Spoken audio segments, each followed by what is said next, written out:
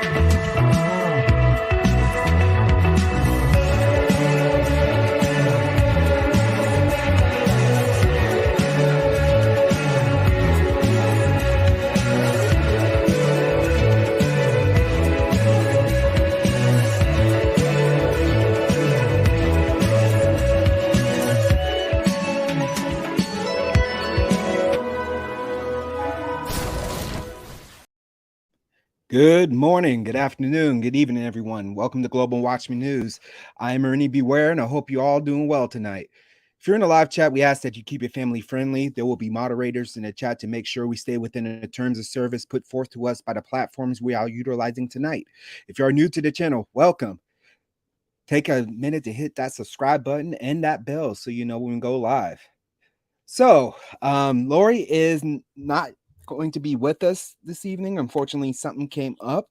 But you have me, of course. I'm here for another week, you know. And I'm joined by my lovely co-host Trisha. How you doing tonight? Hey, I'm good. How are you?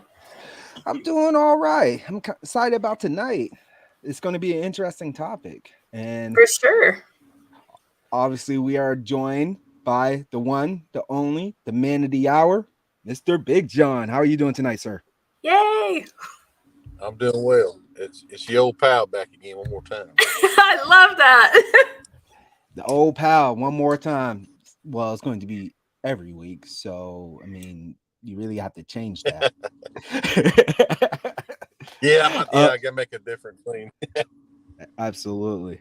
So tonight we're going to be talking about something that's pretty controversial, and I think now is a good time to get into it. Going along the lines of our series, as far as America potentially being the Holy Land, and one of the things that came across our minds is talking about Tartaria.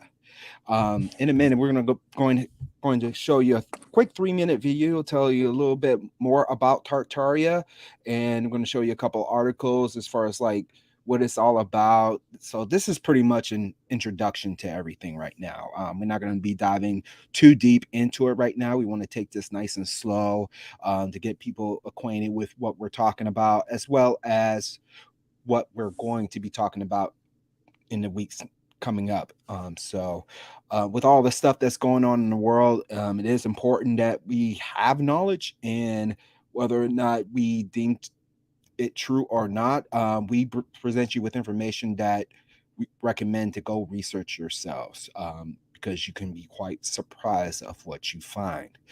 So, with that said, I'm going to go ahead and play this short video here, and we'll pretty much go from there.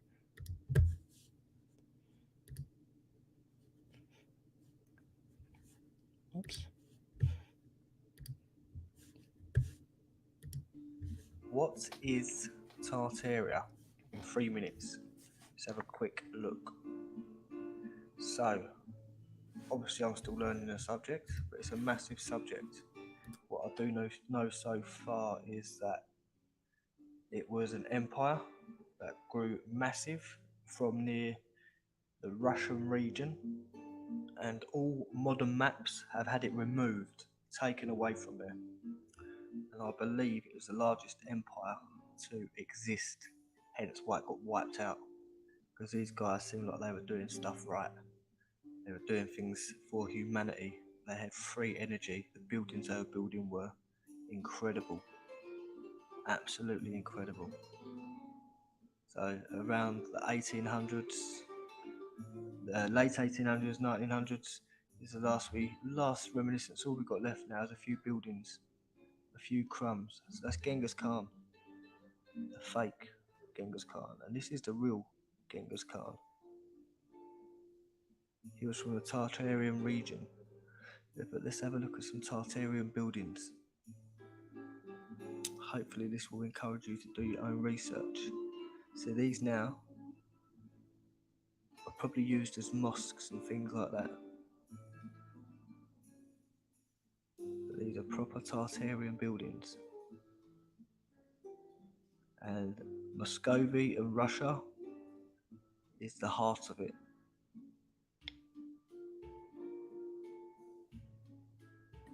But there was a clear agenda to wipe this empire out. I personally believe because they were doing things right. They had free energy. All the buildings had domes on, collecting energy from the ether, maybe harvesting it, harnessing it. Because if you look here, there'd be a reset and people are going around on horse and cart, and you've got these buildings in the background that are just phenomenal. So these are all Tartarian buildings that could not be replicated now. And they're not just there, they're all over the world. This empire got ginormous. Absolutely ginormous. But it ties in with the mud flood. It seems that after the mud flood, the Holy Roman Empire was gone, the Tartarian Empire was gone, and some sort of new world order popped up. Like I said, it's everywhere. Just got to do your own research. I hope this has encouraged you to do it, because it is everywhere. Anyway, under 3 minutes, one love. Ta-da.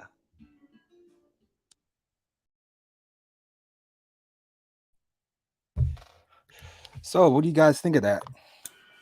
I think we lost Big John. Yeah, it looks like we did. He popped in for a brief second and he left. He might be having some signal issues, but I'm sure he'll be back here. So, what are your thoughts on? What are your thoughts on this, Trish? I'm blown away. The architecture is just so beautiful. It's almost like we've stepped backwards in a sense. It definitely seems that way, and it seems that it was done by design.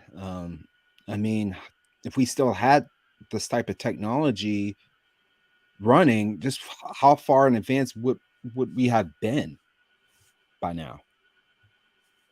Big John, we're back. I am back. I had a difficulty. I guess it said. I guess it kicked me out.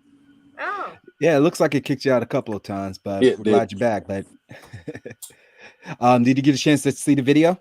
I did. I saw some of it. Yeah, definitely. The architecture is, you know, advanced, right? And then, like, where did all that go? Especially with the, with like, I don't know if I saw some of the buildings had like the tall doors to say like maybe there were, still giants in the area.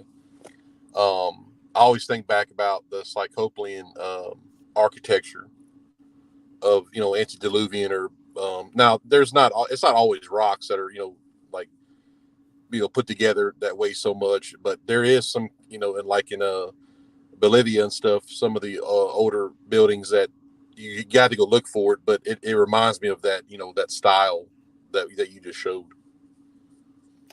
Yeah, it's kind of astonishing about how back then they were able to create such magnificent structures with precision that the way that they did.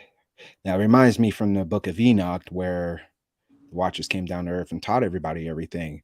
And John, you brought this up in the past when those the fallen came down. They're they were building things on their own, as well as the Nephilim, who they created from their seed with women. So it's pretty cool, and that definitely explains the tall doors because you wouldn't have that tall of a door if something that tall wasn't going to be entering that building. Yes. So that's definitely something to think about. And one thing that is we have noticed this trend going on for many years is history being erased and not talked about. And you have to ask yourself, what are they trying to hide? Yeah, definitely. I didn't see the part of the video. What exactly did they say? Like what year, in other words, did they say that this empire existed? Now it isn't like in North Asia, kind of like part of, I guess, some Russian territory, Mongolia. Is that where Yep. it's at? Okay. Yep. And it was showing in around the 1800s. Okay. Okay. Yeah, the mid 1800s, and notice how was it Genghis Khan? He was saying, Yes. "Here's the fake one, and here's the real one," and their ethnicities look different. So again, it kind of makes you go, how does this tie in with America and how we've been lied to? It's very interesting. It's like the dots are starting to connect. The dots Definitely. are definitely connecting, and with any lie or any secret, the truth will eventually come out, which leads me into this. Russian President Vladimir Putin makes new Tartaria archive public. This was published in July of last year. Russian President Vladimir Putin inaugurated a new archive where Tartaria maps are made available to the public. On January 15, 2013, Russian President Vladimir Putin inaugurated a new archive where Tartaria maps are made available to the public. You probably ask, what's so interesting about it? It is, and a lot. This act gave the world a clearance that Russia is embarking on a journey to reveal its true, non fake history because it is aware that a nation that does not know its history cannot have a future. The current official Russian history, as taught in schools, were created during the 18th century and was written in accordance with biblical Jewish concept of history, custom Romanovs, just by transitioning from one original calendar, counting from the signing place of the Star Temple, to the Julian calendar, the history of this realm has been shortened by more than 5,500 years. The Russian Federation is therefore working on a completely new concept of education and history books that have created for this majority Slavic country for the last 20 years for completely selfless reasons of Western educational institutions and nonprofit organizations. Apparently, many people have never heard of the largest state department on earth during its history.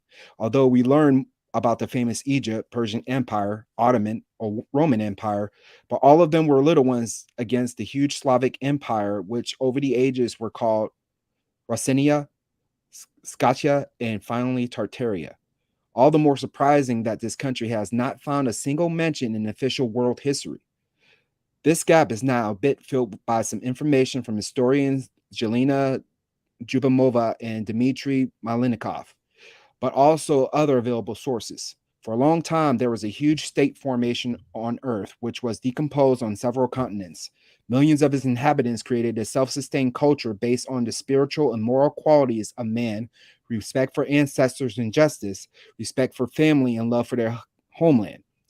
This country is displayed on many old maps and is spoken about in encyclopedias. Great Tartarians originally inhabited the Tartarians, tall, red hair, white skinned people with blue, green, or gray eyes. So, what do you guys think about that?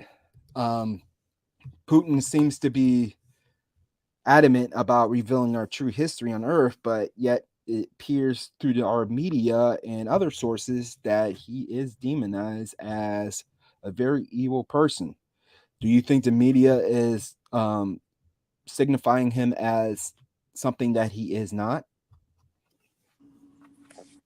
Yeah, I would say so. I mean, Russia has 25% of the fresh water on the planet and tons of, rare earth minerals and metals. And I mean, in my opinion, I could say that if you want to call it the New World Order or globalist, whatever, they do want their hands on Russia for those particular things. And obviously that if they're, if we want to call them the Illuminati or the elite, they do know that there is probably, something there at one time, whether it was, pre-Adamite, whether it was in the 1800s, it was some kind of advanced civilization, right? And that's like their biggest thing. That's probably one of the biggest secrets in any society, is that they know about these empires, if you will, that thrived. Whether it was advanced Sumeria at the time that Abram came out of it, pre-Adamite cities, Atlantis, Shangri-La, stuff like that. So they definitely go after Russia for a reason. Right. And it seems to be not during our lifetimes, but our ancestors' lifetimes, and it goes even further than that, as we can see here. And it seems to be there's some agenda towards them. It could be because of the fact they have the truth in their archives and they don't have access to it to destroy it, or it could be that as you mentioned, trying to get the resources that they have, and they're not letting it go.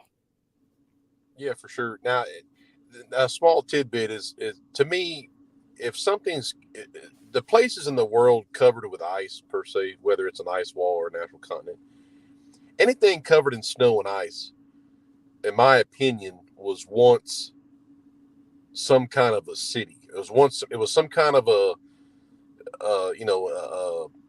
Nephilim headquarters, if you will. And because quickly, like Magellan, he had gazelle skin maps that show Antarctica with no ice when he, obviously sailed through the Strait of Magellan between Argentina and then Antarctica, and it shows no ice. So, I mean, my opinion is that, and even like the mountains of Tibet, yeah, there was probably some ice and snow, but that's a known entrance to Shangri-La.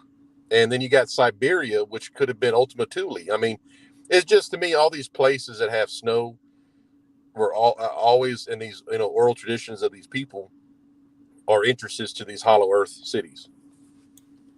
So I have a question. Is that our Father Creator that's put the ice there to protect us, to put a barrier, or is that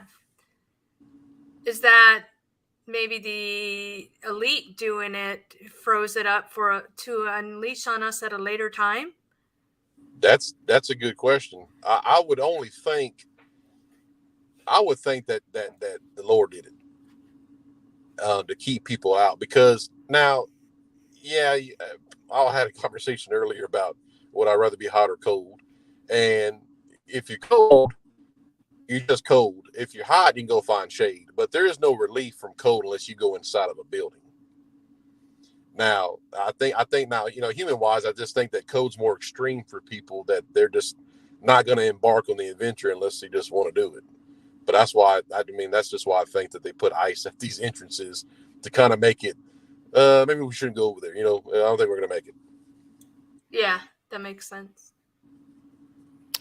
It is astonishing what they did. See, I was leaning towards the fact that ice was created after reading this article and watching the video, that it was created by man to hide the truth from us. But you put it that way, it does make a lot of sense. I mean, we are a fallen creature and we have sin in our hearts. So that type of knowledge, God is trying to hold that back from us to prevent us from causing any more damage than we can right now. For sure, and I think it goes back to the Tower of Babel when he said, "I know what they can do," because they have the technology that Nimrod's been messing around down there. So Right. that's I think he was always digging. I mean, and so was Nebuchadnezzar. I mean, Saddam Hussein said, "I am Nebuchadnezzar," reincarnated. He said that, I believe, in like '86. But he spent $190 million digging up the actual location of Babel, which was 25 miles south of modern day Baghdad. And of course, obviously, he dug all that stuff up, and then that's what was recovered, in that operation. But he when he said that about Nebuchadnezzar was always digging around, finding stuff left over from Samaria, and then of course before the flood, and that's how he got what I believe was that nuclear reactor, was the fiery furnace, and all sorts of other little gizmos, and it just Saddam Hussein had it, and we took it. Right. Now, knowing that what we know right now, do you think those types of artifacts that were covered in the Middle East were transported there from here? I think it was laid out at the time that it was Pangea. I think because that would have been the tower, because it separated the tower, so everything was together. I believe that Nimrod had the entire population of whoever was on the planet was at the tower at the time as a collective, and of course, I guess that would make sense to where he spread everybody out, so they couldn't come across that technology again. Obviously they got their hands on it again, but not as a collective. Because he had, if you look about like the statement of why he flooded, because men did evil continuously in their hearts. And then, Paul talked about that too. He reiterated the same statement that in the last days, men will continuously do evil in their hearts. And this is just my correlation of that fact. Like, I think the mind and the heart is separated. So in your mind, if you get mad at somebody, it crosses your mind, probably evil things that it just crosses your mind. Basically, you really wouldn't do that. In other words, if I'm gonna go, beat that guy up pretty bad, you probably wouldn't do it because it's out of your heart. You wouldn't, in your mind you would, but when it comes down to your heart, you probably wouldn't do it because you feel bad. But I think the whole thing with it, doing evil continuously, is when your mind matches your heart. I think that's when it gets very dangerous. When you got that great merge together of mind and heart, that can be destructive. And it can be, and I think that's why the first piece of the gospel armor is the helmet of salvation, because if the mind's taken over, well, that you're just done with. Right. And that's one of the reasons I always say that it's a war going on for the mind. I got that from AJ way back when I first got awake, and that statement can never be truer than it is right now when we've seen all the persecution, all the rumors of wars, all the riots and stuff that's been going on over the past couple of years. It's just men's hearts are failing them, and they're reacting with their hearts from the thoughts in their mind. Yeah, exactly. And exactly, Jennifer. Yep. Especially reprobate minds. They don't that's it. They don't have the Lord in their hearts anymore. That's exactly it. I felt that's one of the first things that I saw and learned when I converted over, that I was told, don't ever let your mind match your heart. And I just correlated that with what Paul was trying to say. Like, once you get to that point, it's you're gonna, it's bad news. Absolutely. What are your thoughts on this, Trisha? I mean, good points. I think that men usually lead with the mind, and women usually lead with the heart. And I think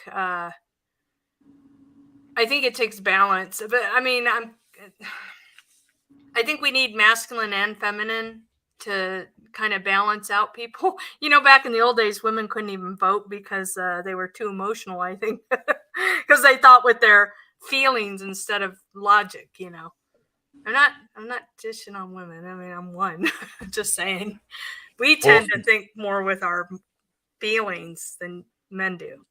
yeah, and that's the purpose of a woman in Genesis 2:24 is who can sanctify, who can close the gap between man and God, and that's what it is. It's sanctify. It's the softness of the heart, like the love, and I think that's why they have such a war on women nowadays.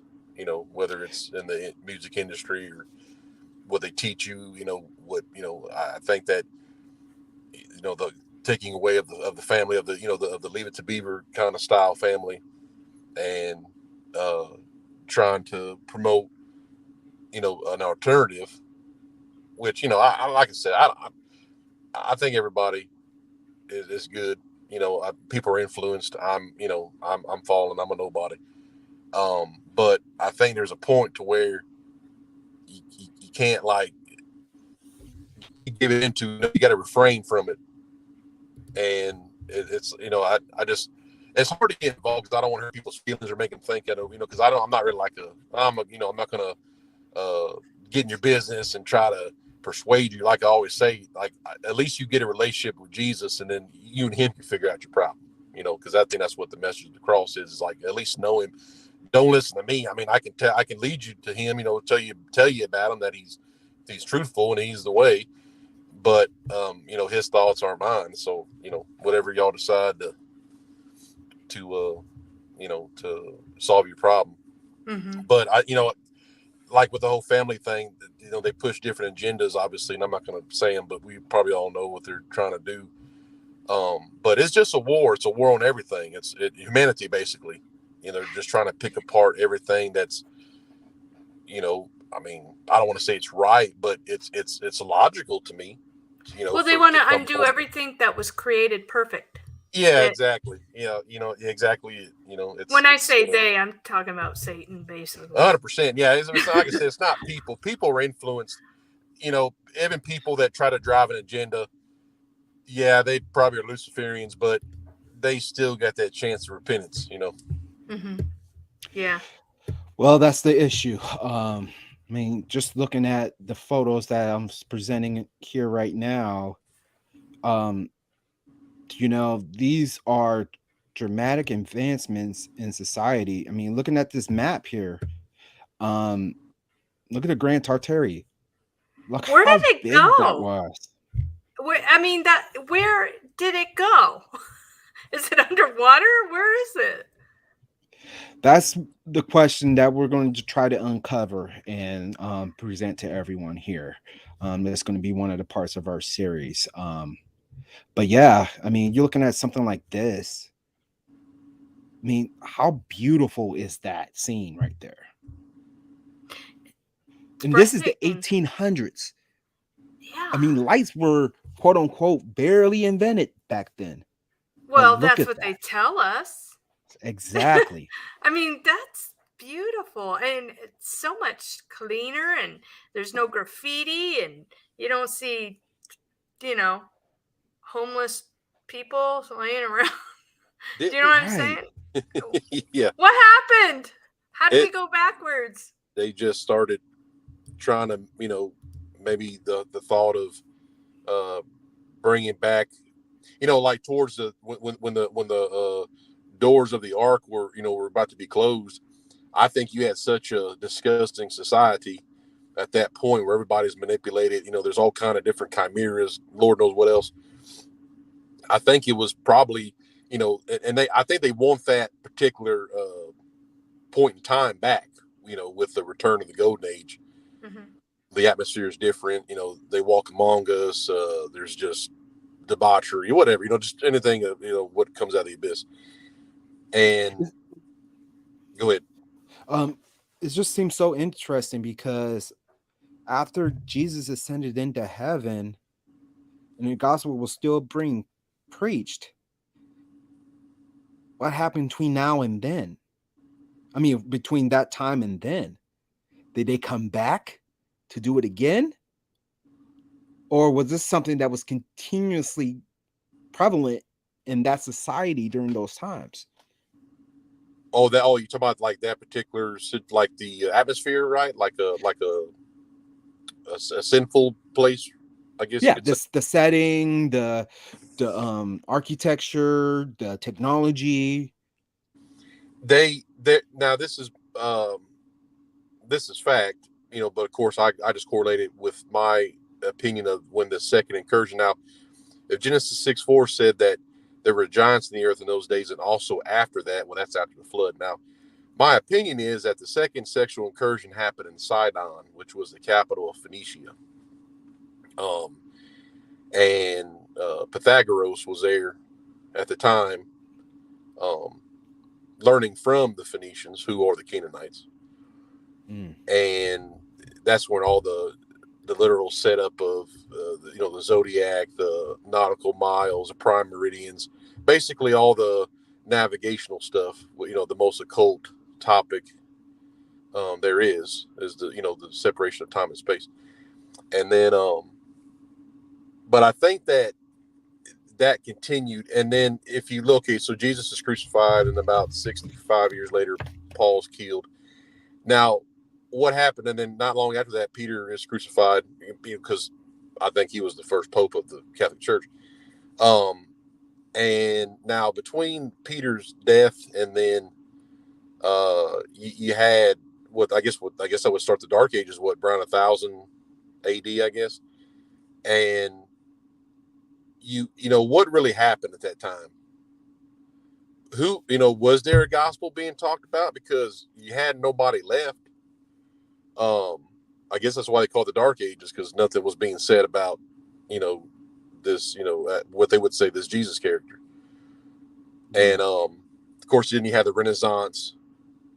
Maybe the Crusades obviously started, and now Great Inquisition and the Spanish Inquisition. You had that, and then plus you had of course, Ottoman Empire with the introduction of Muhammad, and then the Quran and all that.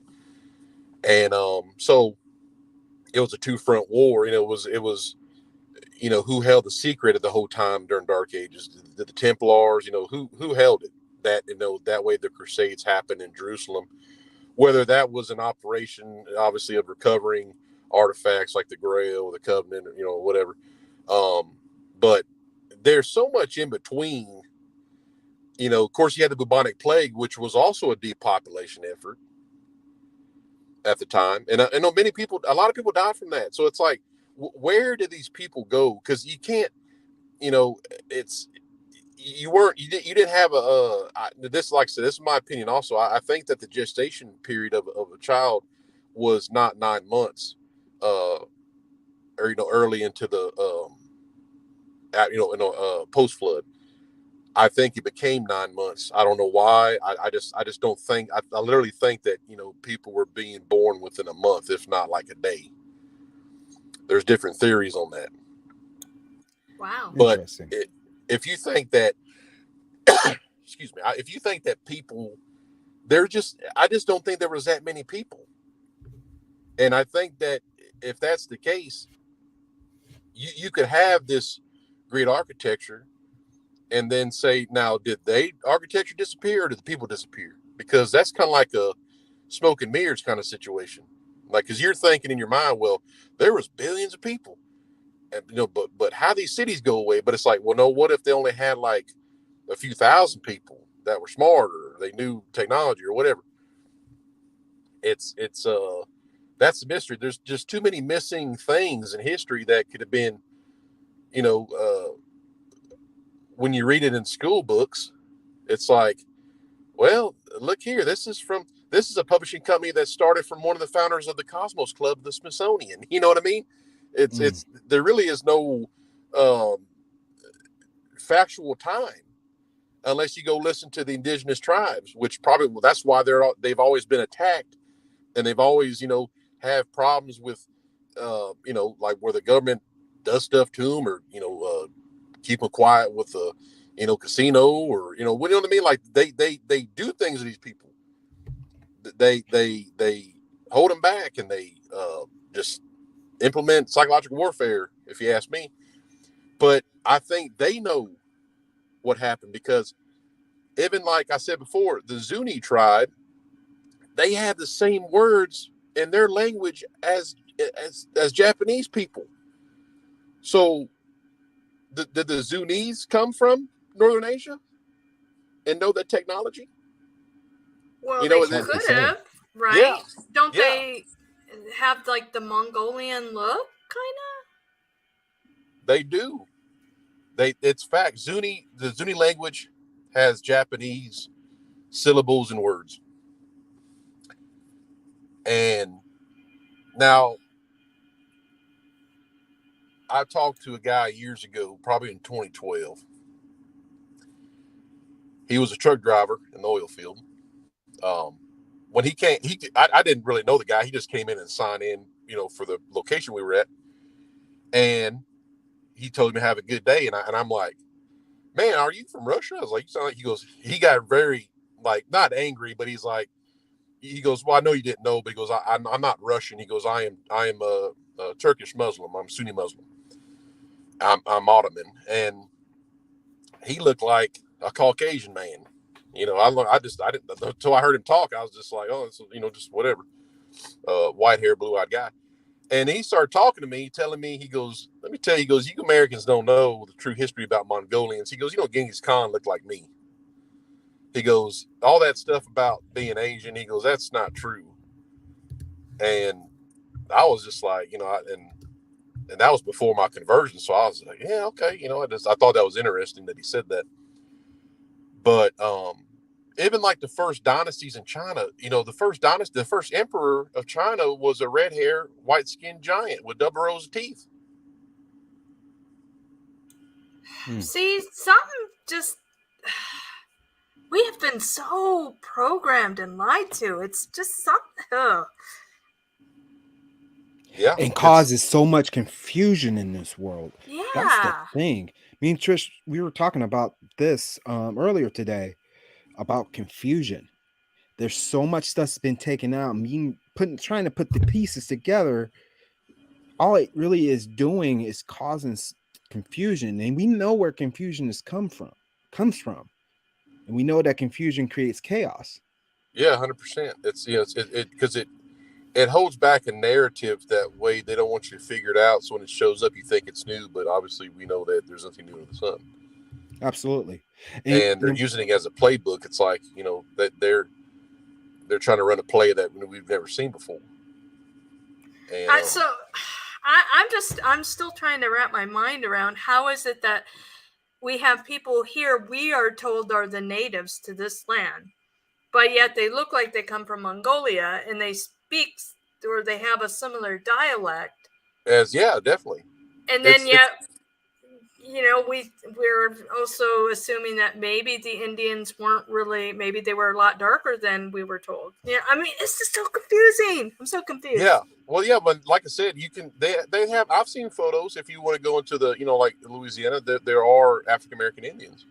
And I've known some that were from a tribe in South Carolina. That's another group of them. I mean, yeah, they were here. It just wasn't the whole Christopher Columbus narrative that, they arrived and, or I don't even believe the whole story of the Pilgrims. I mean, yeah, it's a good story for Thanksgiving. I get it. But I just don't believe it happened like that. I don't think so either. I think they arrived. I think the Pilgrims got here and were like, well, new land, there's lots of people. Because, I mean, when did they land, the Pilgrims? What year was that? Was that the 1600s, maybe? Was it that? I was thinking. I don't remember. When the Pilgrims land? Yeah, say the Mayflower. I'm looking it up. Christopher Columbus came here in 1620. 1792. That's what we're told. 1492 was Columbus. 1492. Yeah.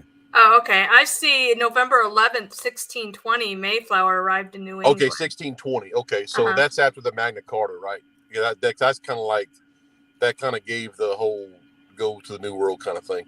Now, when was the Strait of Magellan? When did Magellan go down to Argentina? This is, I'm going to bring up a point. Well, when did Magellan sail? Yeah, when did he go? When did he discover Patagonia? Let's see. Well, it says that Portuguese explorer Ferdinand Magellan, with 5 ships and a crew of 270 men, set sail from southern Spain. Okay. And that was in 1519. 1519. Okay, 1519. And then, so 100 years later, the Pilgrims arrived. And then, so you could say over 100 and when was the French and Indian War? Was that the 1750s? Let's look it up. 1754. Okay, 1754. Okay, I got a pretty good memory, I gotta say.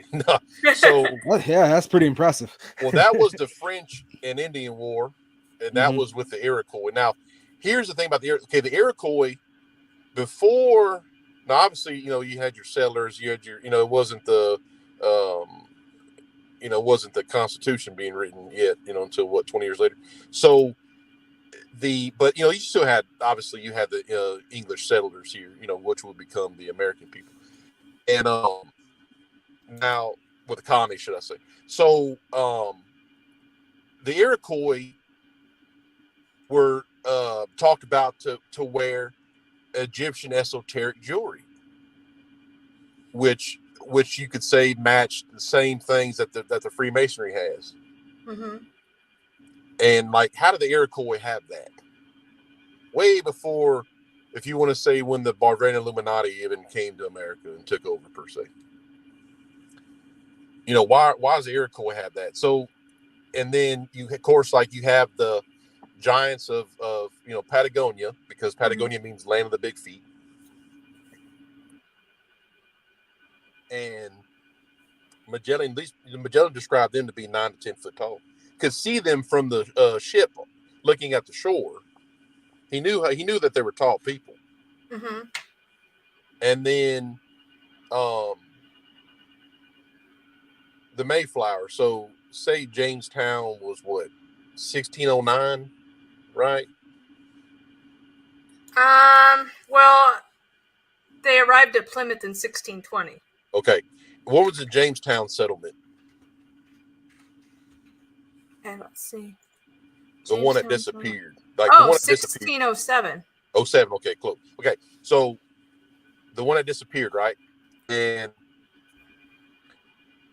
you had talk of the giants from Alabama.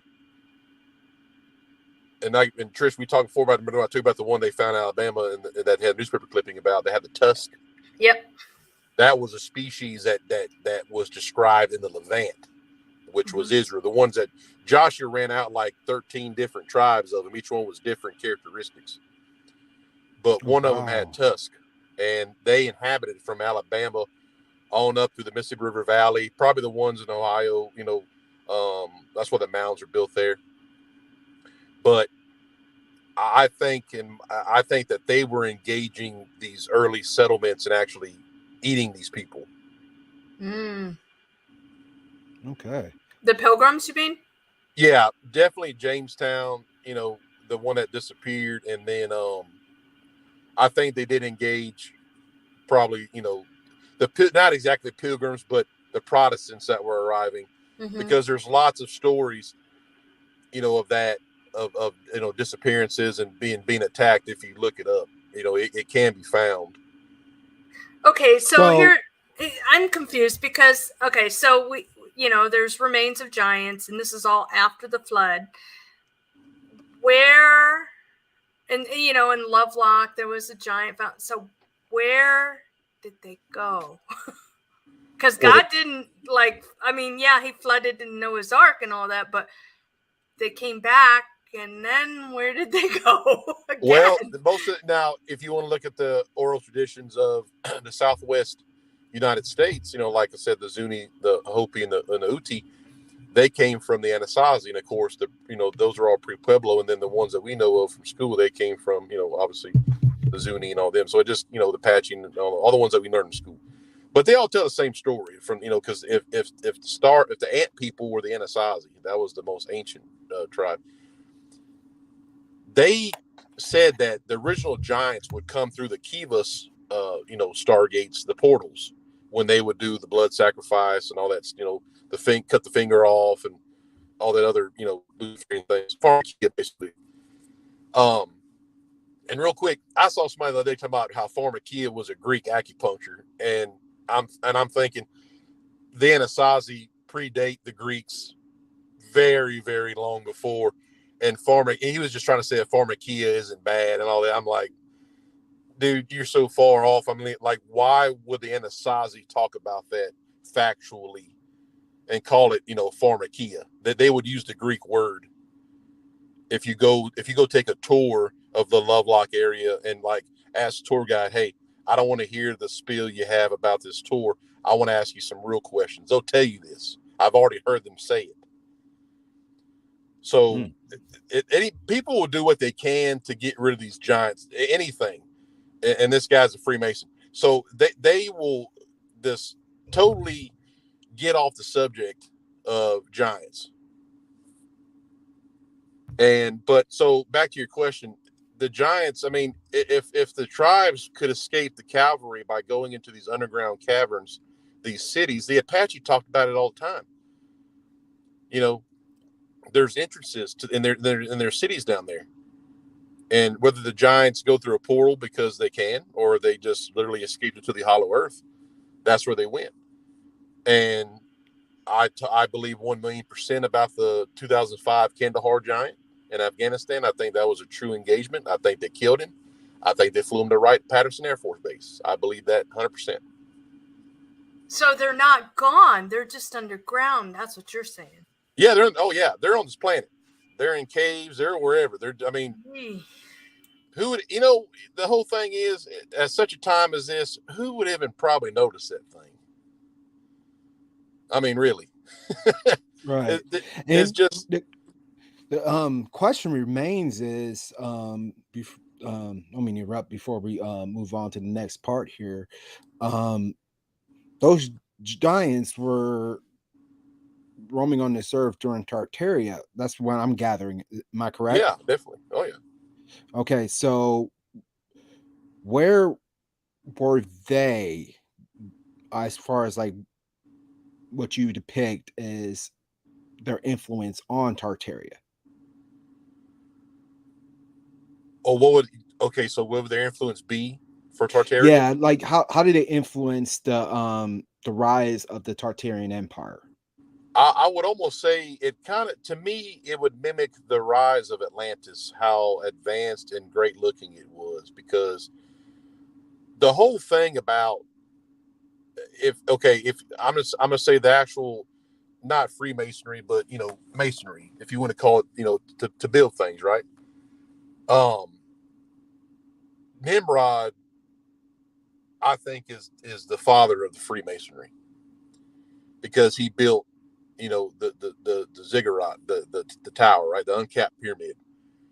And I think that the architecture is, for some reason, just a big part of the Nephilim. I don't know, because if you look at did Solomon have 72 demons build the temple? Were they actually people? And I don't know, but I just know there were 72 of them. And so architecture is a big thing, only because they correlated with, they had a bioengineering lab that was manipulating the human genome, plus it was a Stargate, right? As I said before, like Tower of Babel. So I think it just literally, the architecture is important because it defies God. It's just one of the things. And now, if they introduced it to Tartaria, and as long as they're getting like worship from humans, like they're being treated as, like I said, the first dynasty were giants in China, and they were being, worshipped as, the Order of the Dragon, or even in the Ottoman Empire, if you want to go to the stories of Dracula and everything, it's always the dragon stuff.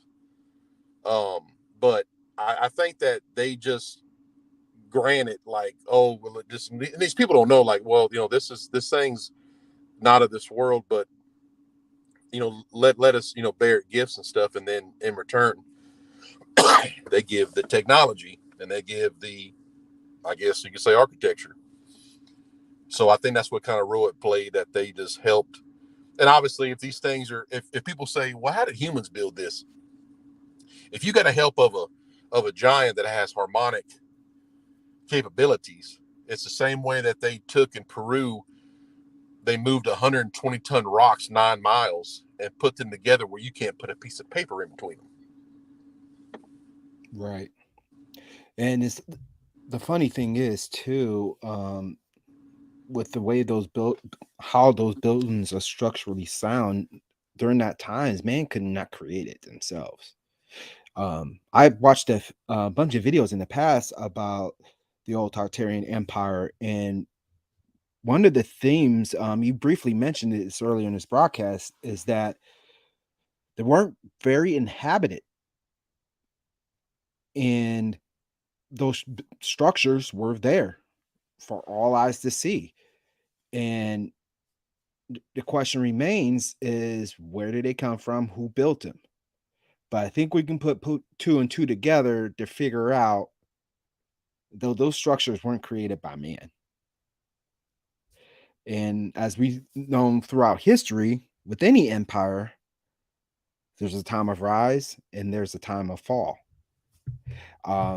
Which was going to bring up this next video. It's actually a 2-part video here. Pretty much talks about Tartaria and its fall. I found this very interesting. I wanted to get your thoughts on this as well. So I'm going to go ahead and play that right now for you.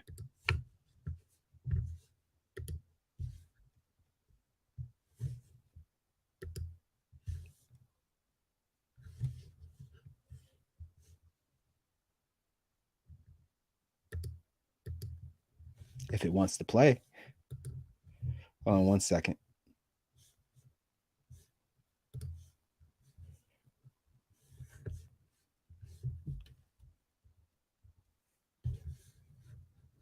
Not the originals. They were buried, but they have since been dug up and refurbished.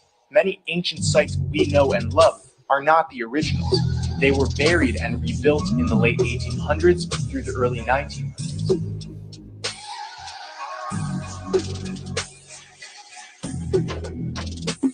We see the same all throughout the world.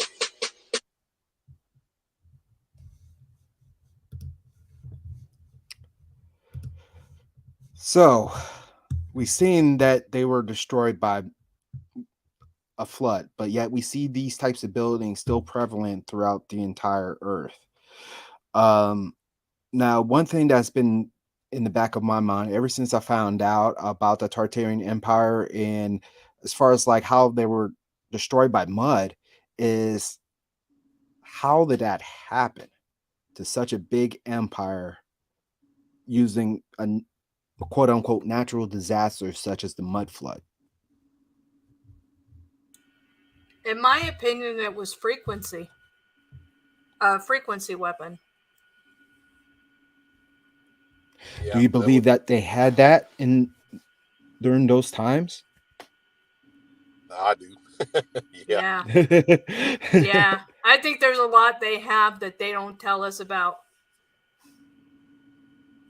Okay. Well, it's just weird that that was created and they wanted to get rid of it that quickly. I mean, from what we've seen in these photos here, they seem to be a pretty powerful nation. And we don't see anything as far as like who did it, what the motivations were. I'm looking at things from a visual perspective and trying to connect the dots here as far as like what really happened there. And that's something I believe each and every one of us wants to know. It's like, what happened with that mud flood? I mean, we've seen evidence where these buildings are hidden behind buildings that were built over them. So I just wanted to get your thoughts on that. That particular statement you just made about the how it's built on top of something. So in Peru, you have the antediluvian structure, and then you have what the Incas built on top of it. Okay, so that's two separate times, two separate, people. Now, if you go over to Bolivia, and maybe you can find this, you can tell where the antediluvian was, but then you can tell where not the indigenous people, right? So not the Incans, but like a more uh, closer to present day buildings being built on top that resemble, like, because everything always has a dome, is what I find. And then I don't really see now. Real quickly, they have these antennas, right? That's a big thing about all this stuff, is that there's always a kind of antenna looking thing on top of these domes, whether if Tartaria had like some kind of a free energy source or whatever. But the whole dome thing and the obelisk, right? Because I would correlate any kind of antenna with an obelisk. That's just my opinion. But in Bolivia, if they have these, structures that look like, these Tartarian structures that are built on top of what they would say is, pre-flood structure. Why do they do that? I don't know. It's something, like I said, it's got something to do with building. It just, the way that stuff's built is it means something, and I can never really pinpoint it. I think it's just some kind of defiance. I think it always goes back to them building that uncapped pyramid, and the only reason because it's on the dollar bill too. And I can't help but think that having the building underground, that maybe it adds to the domes and the connection of the. Do you know what I'm saying? Because now there's underground structures to house things in. When you said that, I immediately thought about Ezekiel, when he never would believe that they were doing things underneath the temple. Now, underneath the temple, it was grand underneath there. But there was no kind of outsider, looking in. That's why God had to make a window to, basically push Ezekiel's face in there and be like, look, this is what they're doing. So the thought of having, it's always important. Yeah, it's not what's on the surface, it's what's underneath the ground is what's important. So to say that even in biblical times that they have these underground cities, and yeah, I believe it. I think the temple, particularly in that story, had a vast, an underlying of catacombs that they did all their, Luciferian stuff in. So what you're telling me is during the time of the Tartarian Empire is that God was not present on that portion of the world during those times. It in a sense, to what I've explained before, like if you want something done, you can't have a belief of the gospel and a belief in Him. Kind of like the whole, the operation I talked about before. Like you were asked because it's a ritual, and it's, you have to for it to work, not to be unraveled, because if you expose it, like if you bring it to the light, right, it's like, the occult means the hidden. So if you expose it, the ritual really unravels, and it doesn't work exactly how it's supposed to, And I think that the talk of the Dark Ages, or even the knowledge of God, like going back to Samaria, when there was no thought of God, and Abram walked out of that society on his own accord and became the patriarch, right? That's correct. Well, Samaria was advanced. It had skyscrapers and helicopters, and I'm just saying there was lots of interesting things on those tablets. It ain't like what they show you, like, oh, we got, some a bird right here and an owl. No. The tablets, the real stuff. What they had. You don't need a translator. Anybody can walk up and be like, oh, well, I know what that is. So these advanced civilizations had, whether you believe the giants were in charge of Tartaria, where the Anunnaki were in charge of Sumeria, and there was no God, there was no thought of God. The Hebrew God, the creator. And well, we call him the Hebrew God because, well, Abram walked out and became the patriarch, became the first Hebrew.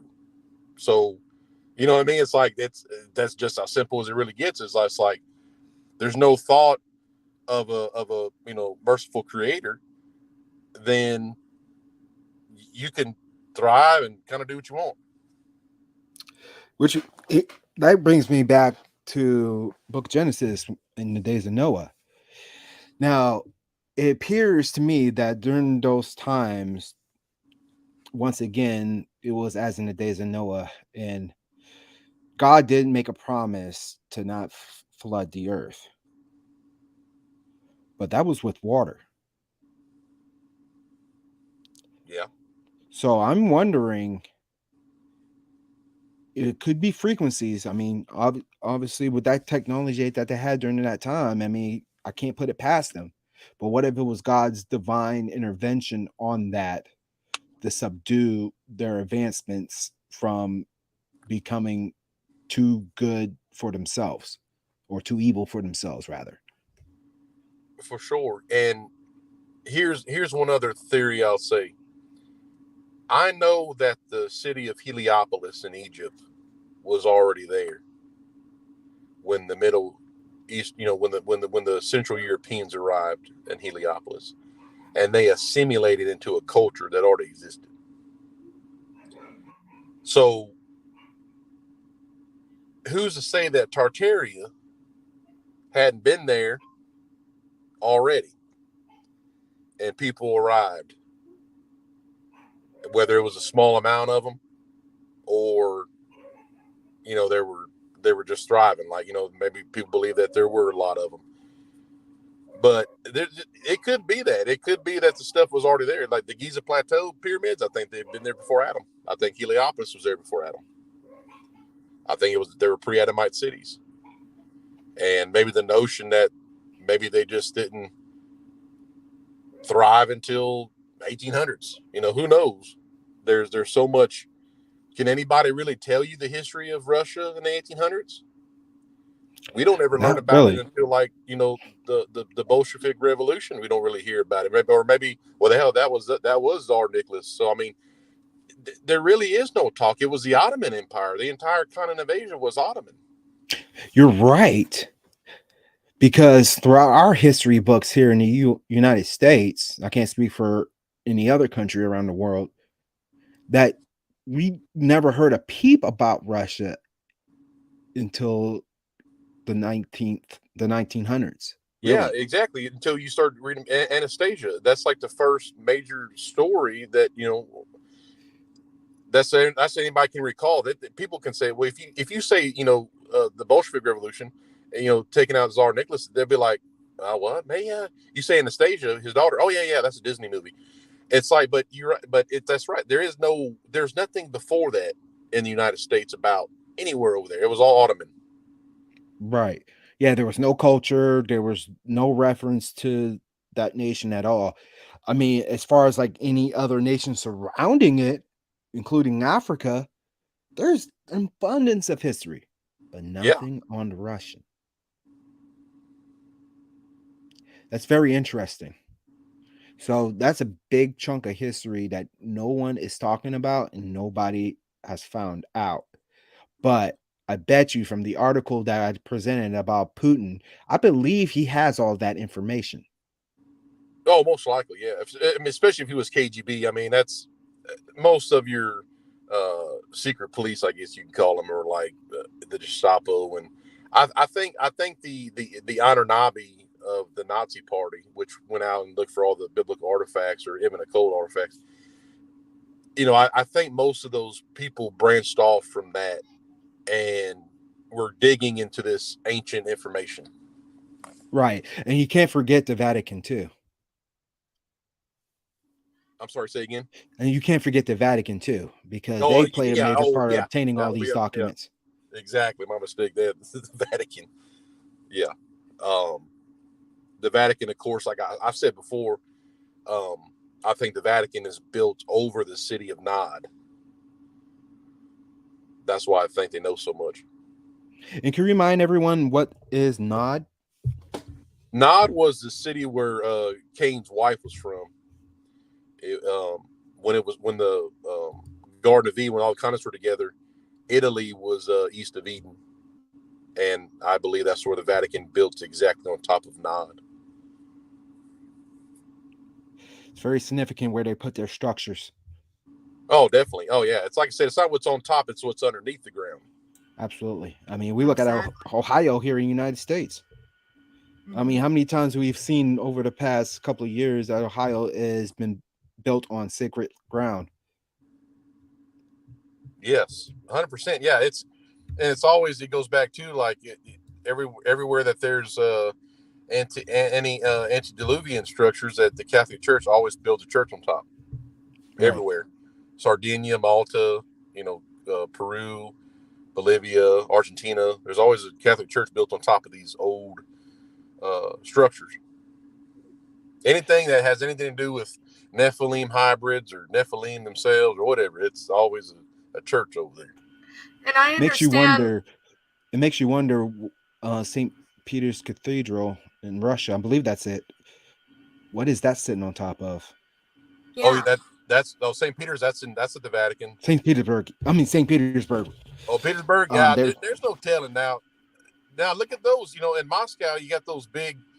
You have the Tartarian style capital, right? In Moscow, they got those big antennas with the dome, more like a ball. But I mean, was that the free energy structure that Tesla had learned about from the Ascending Masters? You know what I mean? Because you had a Helena Blavatsky, you had all this New Age people at that time that were coming out with their books, but it's always goes back to the Ascending Masters, which is the fallen angels. I mean, that's ain't nobody else.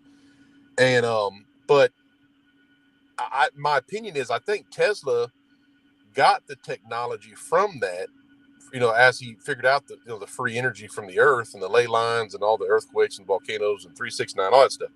So, but I think that he turned away. I think he kind of was like, nah, I don't know. I'm gonna try to use this for the good, and I think that's why they ruined him. Yeah, could be the case. I mean, we were dealing with corporations back then as well. 100%. And who's to say that the fallen didn't lead this? I mean, also my opinion, I think that before Lucifer was actually kicked out of heaven the first time, I believe the earth was his throne, while he was still the beautiful angel in charge of music. I literally think that the earth was his. I mean, it could be the case. Never know until probably the end. But we know he's the prince of this earth right now. Yeah. Prince of the power of the air, and he controls pretty much anything that goes on that's not from God. And guys, the stuff that we presented to you tonight, it's just a glimpse of some of the history that hasn't been told to us. And whether you believe it or not, I did see some people in chat were talking about the 1,000-year reign. I personally don't describe to that. I believe the 1,000-year reign will come after the Son of Man returns on this earth, to collect the saints after the tribulation, as stated in the book of Revelation. But we're dealing with some forces that we don't have the power to control ourselves, and they control all the technology in this world. I mean, from the computers to our cell phones that we are probably listening to this broadcast tonight, the microphone that I have, to the cars that we drive, the airplanes that we fly in. Those are certain types of technology that wasn't meant for us.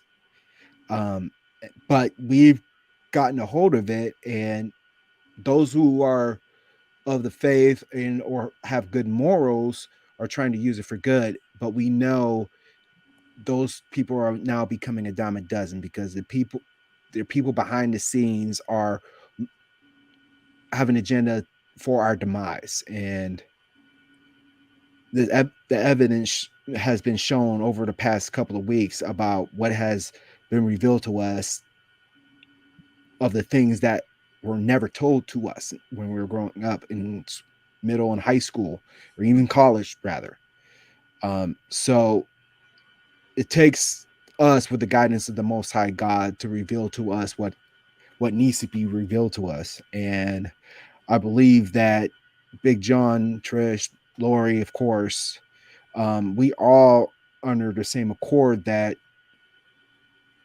God wants us to know this stuff so we don't repeat it. Better yet, everything happens throughout history in repetition. So it's our job to be able to find out, to expose it, to bring people closer to the Most High God. Trish, I got a question for you. Yes. How much, since you became awake, how much information has been revealed to you that make you question anything about reality? Uh,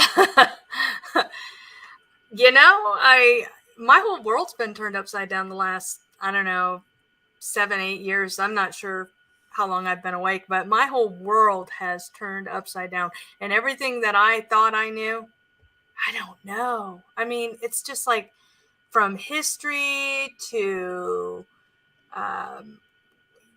things that I thought were good, like the food pyramid. I mean, it's just like everything is just so upside down, and I think everything is a lie, to be honest with you. I don't know what to trust anymore, and I know that's part of psyops, is to make you question everything. And why are they doing this psyop on us? I don't know. Right. It's just my head is spinning. It's like, are we? That's another discussion for another night. But it's just like, are we? Is this are we in a matrix, a spiritual matrix, or what? What is going on here? I Well, feel there's like a lot we're of truth to living those in. movies. Well, that movie Idiocracy. I feel like that's where we're going, and it's like, come on, you guys. I mean, what is? Oh my goodness. The world's just turning so wicked, and so it's so fast too. It's happening so fast. I just want to go back to the 70s with muscle cars and feathered back hair and jeans. Come on. That's Just before my time, crazy. Trish. You just dated yourself right there. Okay, I'll go with mullets then, and neon pink. How's that? Well, I'm black. We didn't have mullets back in the day. We had ponytails with beads on them. Okay. Okay, we'll do that. Oh man. How about you, Big John? Well, I think, I can see I converted August 26, 2015. Now before that, I did not believe. I was definitely angry with, the idea of Jesus, because if he did exist, why did he hate me so much? And, of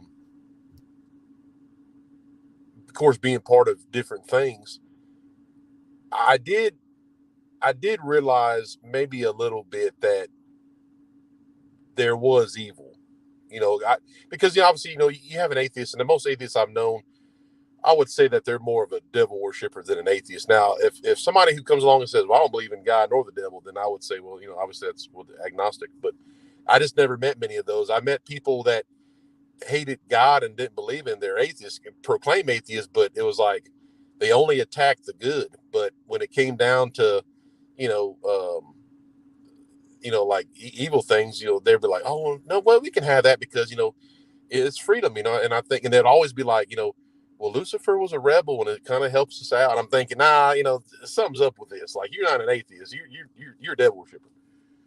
But I never correlated it. Like, I always thought that they were just mad at their dad, you know, like something like off of Maury Povich or something like, they don't wear all black, or, you know, just, you know, goth or Rebelling. whatever. Yeah. You Yeah, know what I they're mean? rebelling. Yeah, exactly.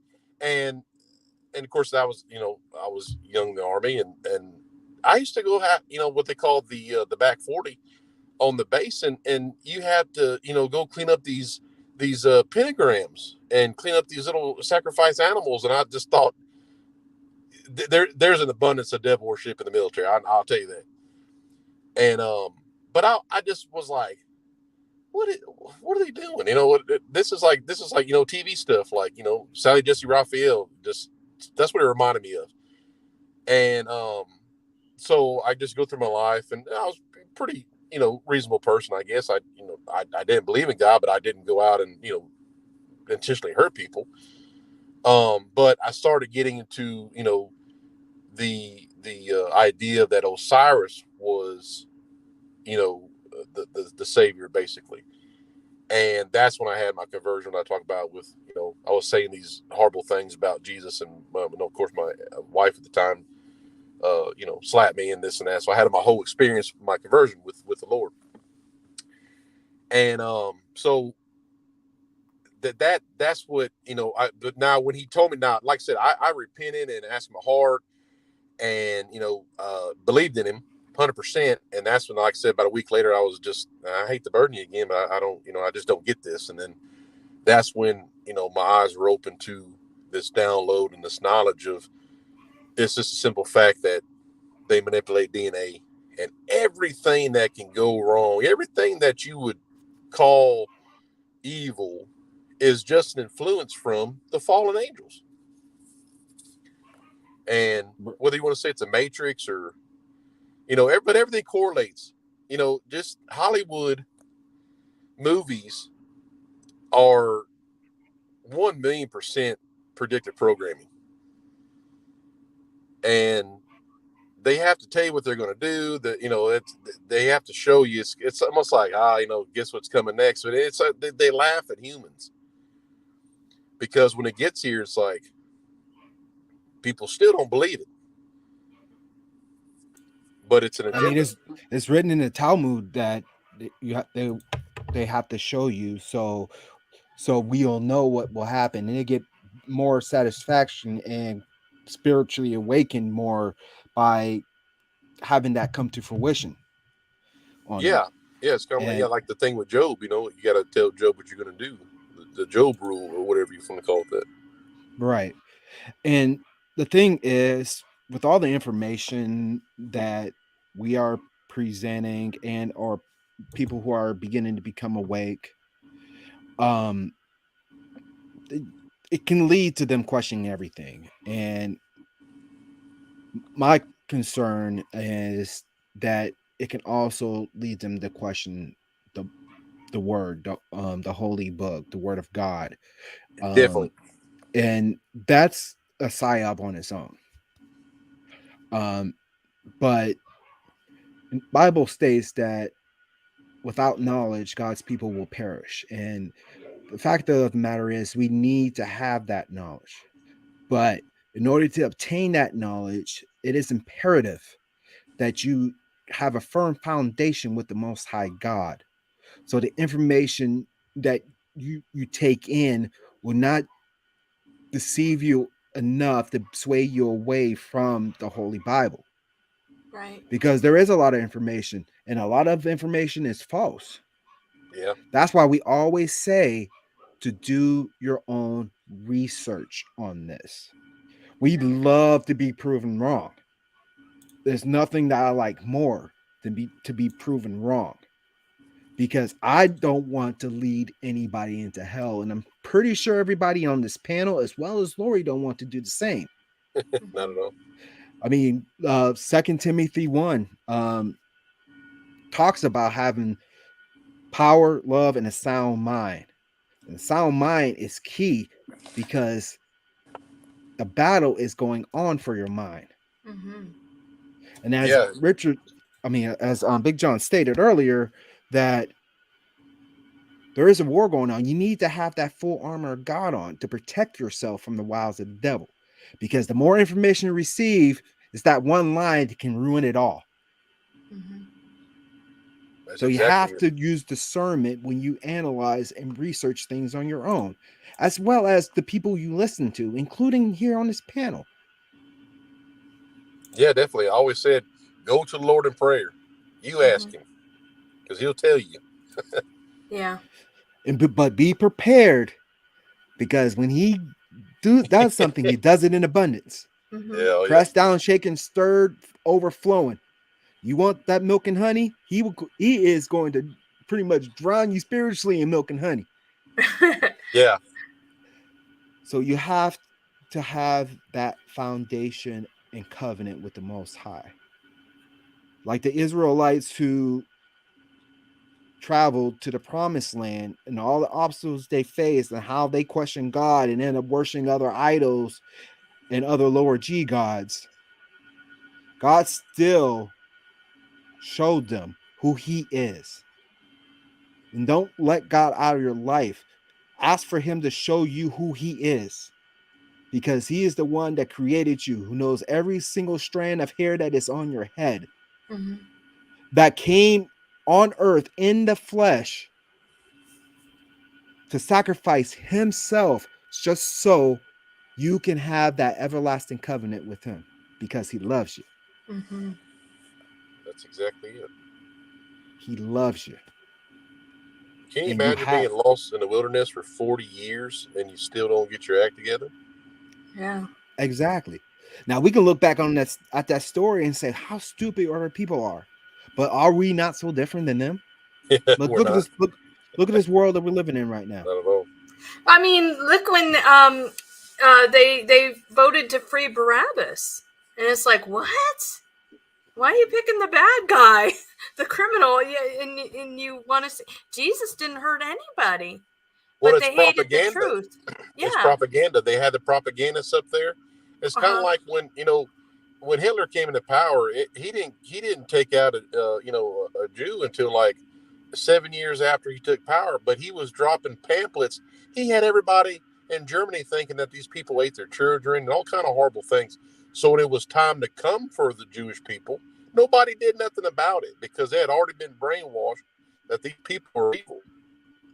Yep. And he had antichrist tendencies, because it says in the last days there will be a 7-year peace agreement. After that, all hell will break loose. Yeah, he had to show. Yeah, he had, because Hitler made the trains run on time. They loved him.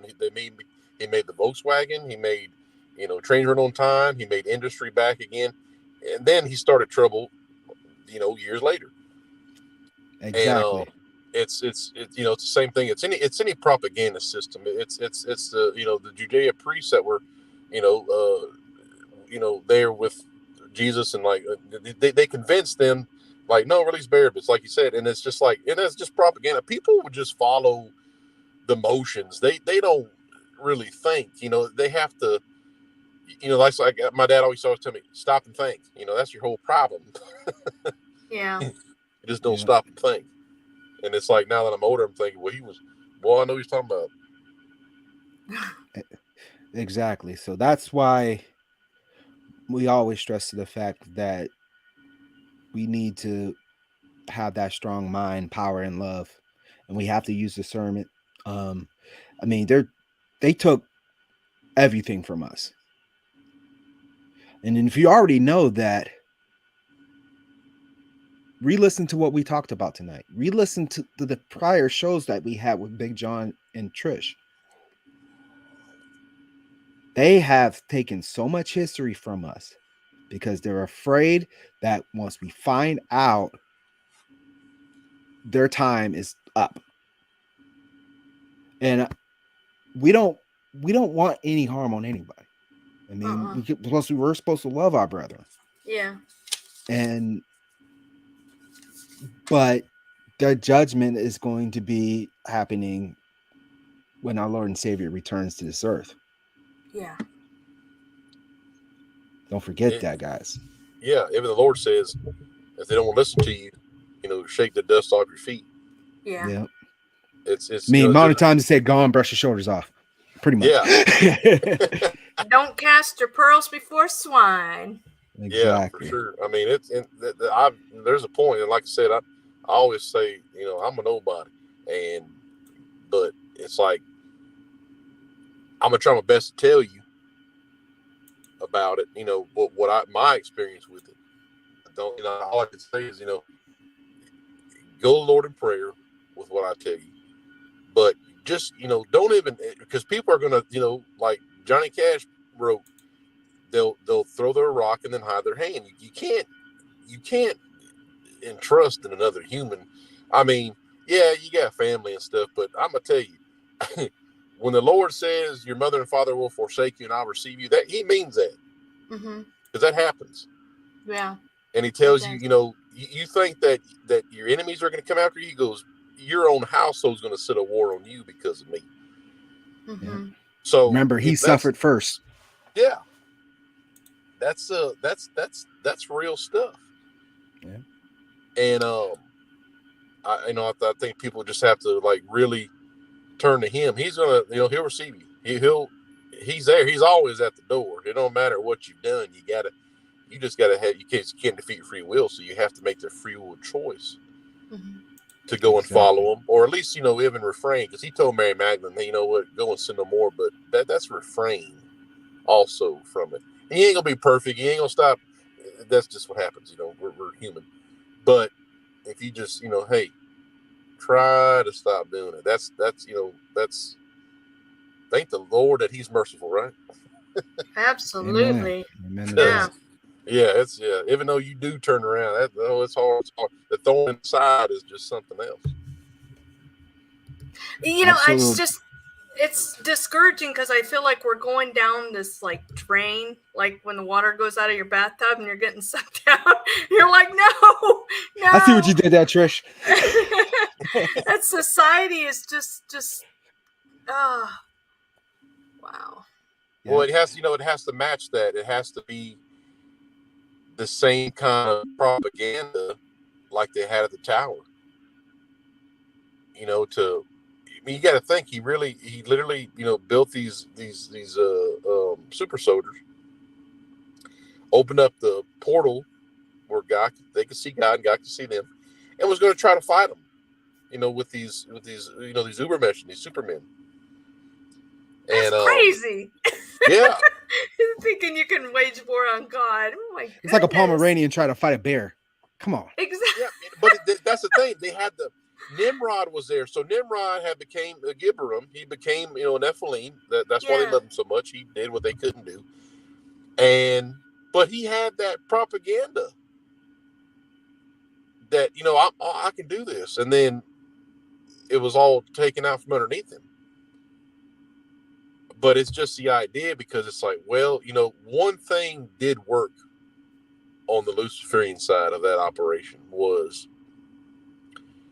until at that moment when God did what He had to do, they still had the full attention of these humans to participate.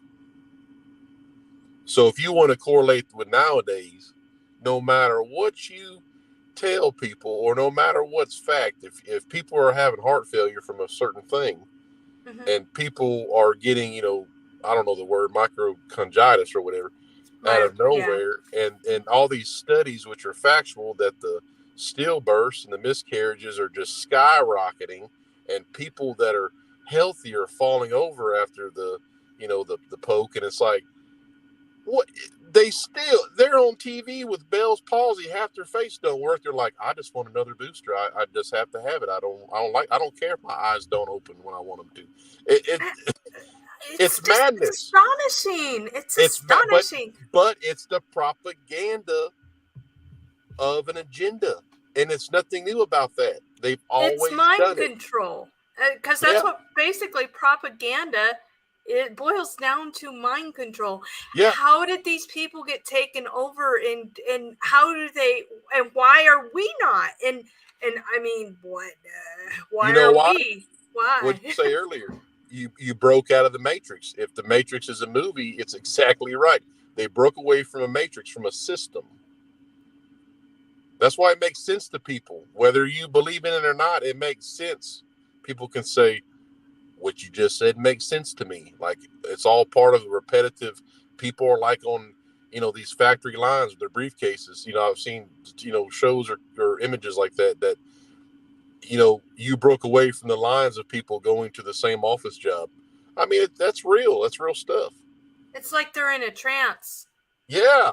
They don't know nothing else. I mean, he had, Eric Holder was like, if you keep brainwashing people that guns are bad, he said that numerous times. And when he's a district attorney, and he said, if you keep showing it over and over and over again, people are they're gonna believe it, and they're gonna say, well, that's bad. I don't like guns. I'm gonna turn all mine in, because they know it's monarch programming. And if you say it over and over and over again, it's just gonna humans are like a repetitive reptilian mind. Like they're gonna go after that one thing. Like they're gonna get the mouse. They don't care about nothing else. Absolutely. And it's. Now, I always think about this. I might have said it before. There was a wrestler, Rowdy Piper, Mm-hmm. and he did an interview one time. It might have been his, I don't know if he would call it a podcast, but it was a YouTube video he did. He talked about how when the TVs first came out, he had an aunt. This is how, because of course he did that movie They Live with the sunglasses, and he could see, So he did that, but then he told a story that the TV came out in 52. So there was only like one commercial, and it might have been for Gravy Train dog food. It might have been two commercials. I don't know, but anyhow, he said that his aunt, that the frequency of those commercials was so high that the aunt bought like so much worth of Gravy Train and didn't even have a dog. What? Yeah, because the frequency, it was embedding in her mind that she had to buy a Gravy Train. And that's why, some commercials are louder than others, because they use a frequency to get you to get that damn product. I do notice that, like, years ago, my husband would walk in the room and say, why is that TV so loud? And it was like, it's just the commercials that are loud. Yeah. Well, that's what it's always been. It's the frequency to, if I've mentioned before, but obviously I'm sure I have because I'm ramble, but it like people with the copper-based blood, the frequency of an emotion is in the air. And that's why, like I said, my mother knew things that happened that she couldn't have found that out so fast, But I think that's how it works. I think that they have the frequency and it just computes in their mind. I'm just talking about obviously particularly RH negative, but frequency is so powerful. That's how it moves in the airwaves. It literally made that lady buy all this dog food and they didn't have a dog. Yeah, that reminds me when my oldest son was just a toddler. We were like at the grocery store and he said, Mom, can we buy these Lucky Charms? They're magically delicious. And I was like, huh? He was just a toddler. It matched his frequency. He found that to be amusing, or it was funny to him. It was amusing. It caught his attention. But that's the thing. It's that's why people don't listen to the same music, because it doesn't match your frequency. That's the whole thing about it. It's all about the frequency. That's why they hide so many different levels from us, because it heals wounds. I know it closes up wounds. I know that for a fact. Yeah. Frequency will close up a wound along with copper. That's why most of the giants that Joshua fought wore copper armor, because it regenerates. That's why God told David, cut the head off of Goliath. He's fixing to come back here in a minute. He got the copper on. Like the Hydra? Like I heard that with the Hydra, like you cut off the head and it grows back. Yeah, that because he's a Nephilim hybrid. He regenerates, but they had the technology of the copper. There's tons of stories.